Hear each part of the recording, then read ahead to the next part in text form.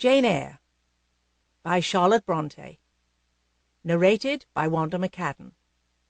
This unabridged audiobook was produced in the year 2008 by Tantor Media Incorporated, which holds the copyright thereto.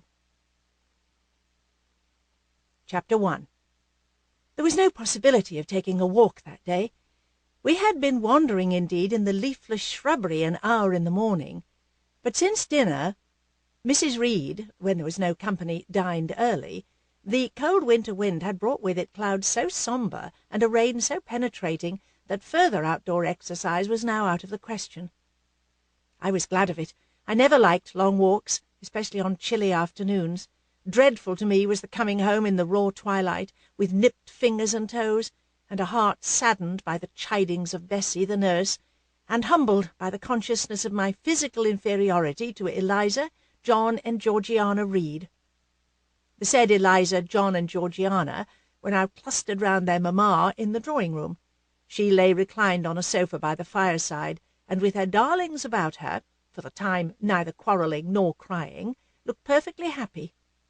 Me she had dispensed from joining the group, saying she regretted to be under the necessity of keeping me at a distance, but that until she heard from Bessie, and could discover by her own observation that I was endeavouring in good earnest to acquire a more sociable and childlike disposition, a more attractive and sprightly manner, something lighter, franker, more natural, as it were, she really must exclude me from privileges intended only for contented, happy little children. "What does Bessie say I have done?" I asked. "Jane, I don't like cavillers or questioners. Besides, there is something truly forbidding in a child taking up her elders in that manner. Be seated somewhere, and until you can speak pleasantly, remain silent."